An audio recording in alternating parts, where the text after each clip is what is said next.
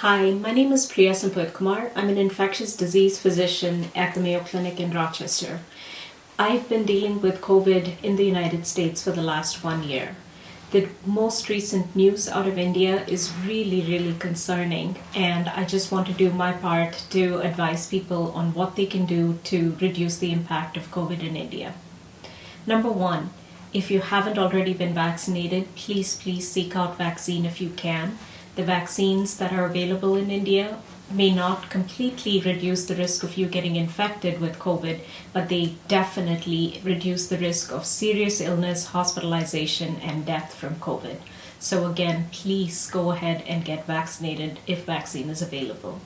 Next, please stay home, avoid crowds, and mask if going out is unavoidable. Masking does significantly reduce the risk of you acquiring infection and passing it on to others if you are infected yourself. If you have symptoms of COVID, and these are usually fever, sometimes loss of smell and taste, cough, body aches, please find testing if possible. And while you're waiting for test results, please stay home. Stay away from other people, minimize the number of family members you come in contact with, and keep wearing your mask around people. The only medications you need are really things like paracetamol to reduce your fever. Drink plenty of fluids. Most people who get infected with COVID will recover without any complications. A very small number of people will need to be in the hospital.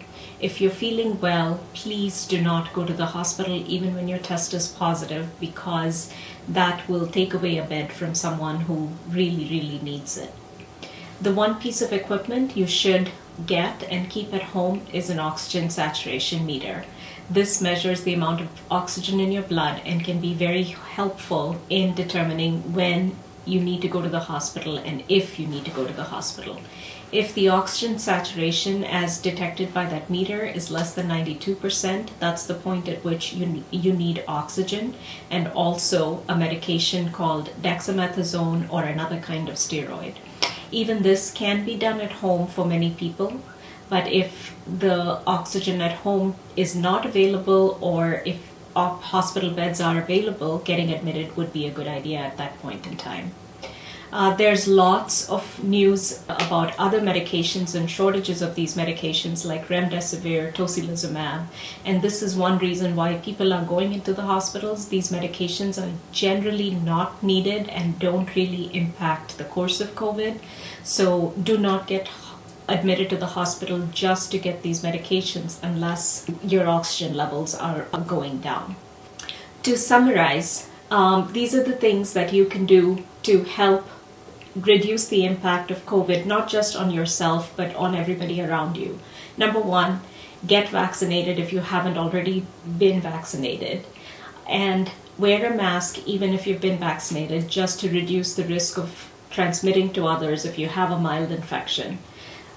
Avoid crowds, stay home whenever possible. If you have symptoms of COVID, which are fever, cough, body aches, make sure that you get tested, again, if possible. And remember that most people with COVID will recover fully, so you do not need to rush to the hospital. Check your oxygen saturations, and if the saturation level is less than 92, that is the point at which you need to go to the hospital.